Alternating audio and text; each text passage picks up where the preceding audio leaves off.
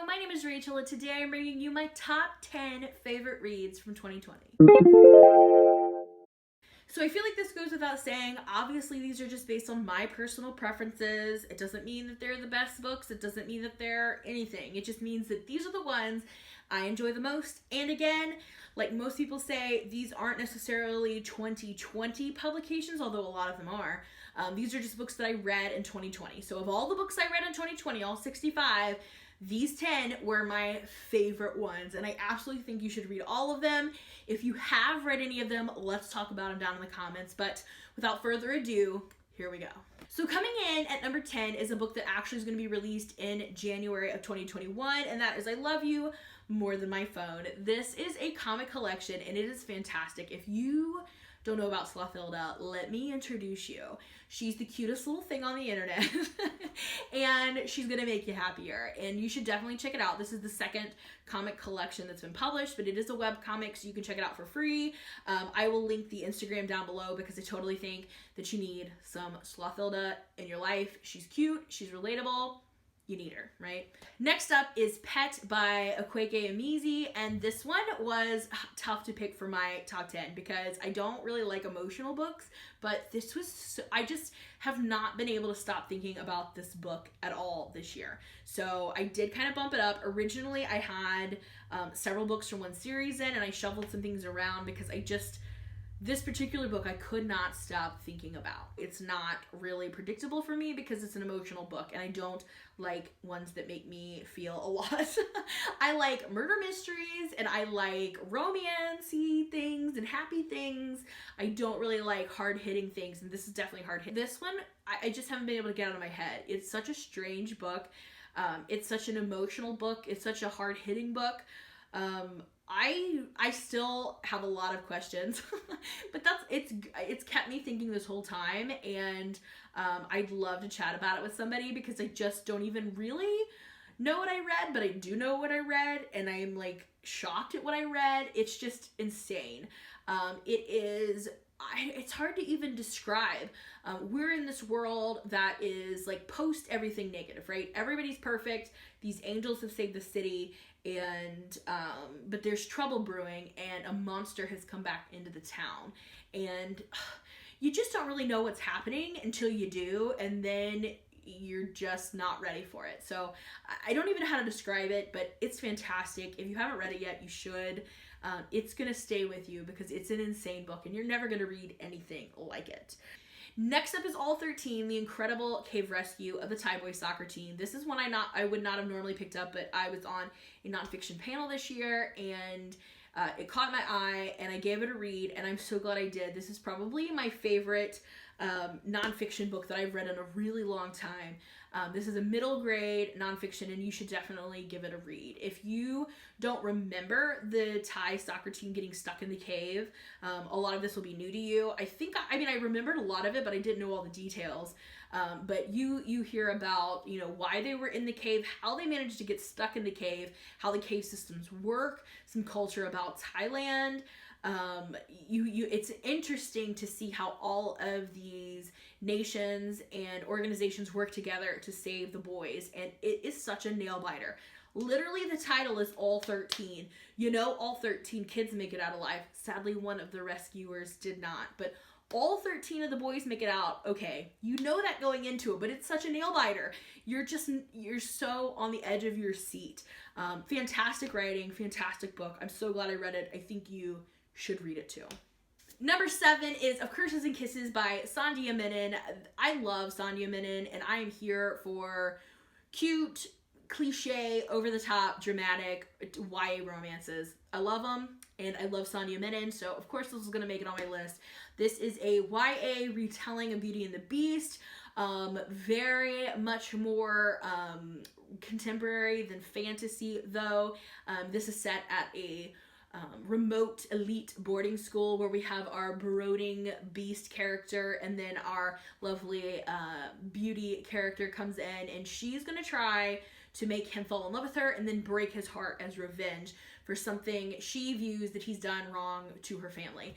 But they've had this long-standing feud between their families, and it's just Again, it's over the top, dramatic, but I'm here for it. I really enjoyed this one. And there's going to be more in the series, and I can't wait. I think each one's going to be its own fairy tale retelling set within this boarding school, and I'm here for it. Next up is going to be a little controversial because I know not many people like this, but One by One by Ruth Ware. This book did exactly what I wanted it to do. It was predictable. It was not like super fast paced. It wasn't anything outrageous, but it was so entertaining, and I loved the experience. It also helped me realize that there is such a like very strict thing that I like in mysteries. I like closed circle murder mysteries set in a cold setting, and this did all of those things. This is one of 3 Ruth Ware books that I've read, and my favorite so far. I'm excited to keep reading Ruth Ware, but I really, really enjoy this one. And if you don't know, essentially what happens is these co-workers all rent a chalet to go over some business things, and as the title implies, one by one they start disappearing, and I just really enjoyed it. I thought it was a lot of fun. If you go into it just expecting fun, kind of whodunit-y, closed circle murder mystery, you're gonna enjoy it, I think. So hopefully you do. It was one of my favorite books of the year. Next up is Beneath the Sugar Sky by Shauna Maguire. Originally, I think I had all the books, all 4 books that I've read so far in the series on my list, but I wanted to diversify it a little bit more, so I only picked my top 2 from the series, although I easily could have put all the books from this series on my top 10 list because I love them so much. But this is probably my second favorite one, mostly because we got to see all of the worlds, and we got to go to the underworld, which I had been like secretly wanting to do since book 1. So I really enjoyed this one where we just got to experience so many of the worlds we've been hearing about for so long. And if you're unfamiliar, the Wayward Children series is a portal fantasy. They're all very, very short. And they're just fantastic, fun rides. I just highly, highly recommend them. In this particular one, we have a character fall out of the sky from another world, and they essentially, at the Home for Wayward Children, they have to kind of come together and help this character figure out her path. I don't want to say too much because I don't know what would be a spoiler, really, at this point. But it's really, really good. I highly recommend this series. I really like this one. Next up is Pumpkinheads by Rambo Rao and Faith Erin Hicks. This is definitely not the best book that I've read this year, but it's so much fun. I could not help but put it on this list because I just absolutely loved it. I love the art. I loved the fallness. I can see this being a book that I read every single fall. I just love the atmosphere of this book. It's like hokey and predictable and cheesy and ridiculous, but it's fall, y'all. And I just absolutely loved it. Like I said, I can see myself reading this every fall. We follow our 2 main characters here who are experiencing their last summer working together at this fall festival pumpkin patch. And it's got all the things that you like about fall. And I love fall festivals. And I think maybe that's why I have such a soft spot for this, is because we really didn't get to go to any this year. And we usually go to like one every weekend. And because of the pandemic, we didn't really get to go. So this was my way of participating in, fall festivals this year. But I can see myself, again, rereading this every year because it's so fall, y'all. Third up is Home Before Dark by Riley Sagar. I enjoyed this book so much. This hit right in the middle of kind of a little bit of a slumpy period for me. Well, who am I kidding? Like, all of 2020 was kind of slumpy, but I just wasn't enjoying many of the books I was reading, and then I came upon this little beaut, and I really, really enjoyed it. This is a thriller / horror. We're following kind of a dual timeline, which was done fantastically. Half of the book is chapters from our main character's father's book about their experience when she was little living in this house that is allegedly haunted. So it's him relaying their experiences of this haunted house. And then the other half of the book is her revisiting the house all these years later, kind of almost mimicking the activities that were presented in the dad's timeline in the book. And it was just so good. I really, really enjoyed this experience. Again, this is not, the best book you're ever going to read in the world, but it was just such an enjoyable reading experience. I really needed that this year, and this book came through, cannot wait to read more Riley Sager in 2021. My number 2 book I have talked about so much, I feel like, this year, and that is Every Heart a Doorway by Shauna Maguire. I read this twice this year. I love this book. I think it's fantastic. It's super short, so if you're even thinking about reading it, I think you should. I think what's so funny about this book is that as I've said a couple times now, I have been putting this off for so long. I wasn't down for it. I didn't think I would want to read a portal fantasy. I was just, nothing about what I'd heard about this series was drawing me in, other than the fact that everybody was reading it and loving it. That's all I had to go on. So I actually finally read this. I read it for a challenge. I had to read a book that had the word heart in the title, and I thought, that's short, that'll work.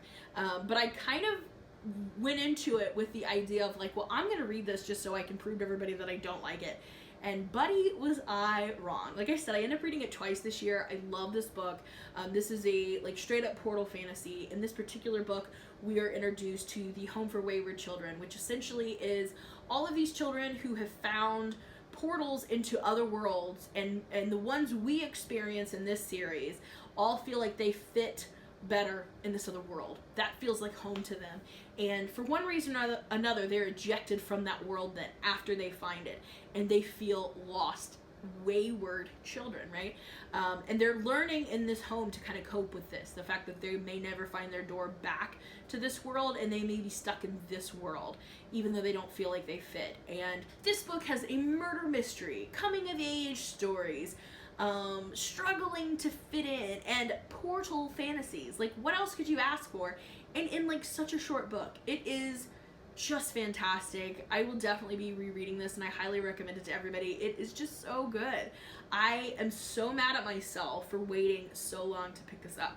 So I highly recommend that you don't wait and you pick it up now.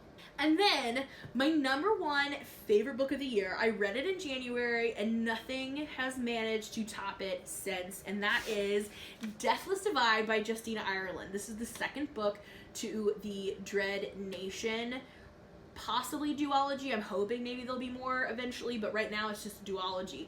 And whoa, buddy. I mean, Dread Nation was dark and twisty, but this was just a whole new level. So let me back up. Dread Nation is an alternate history where the soldiers on the battlefield of the Civil War start coming back as zombies.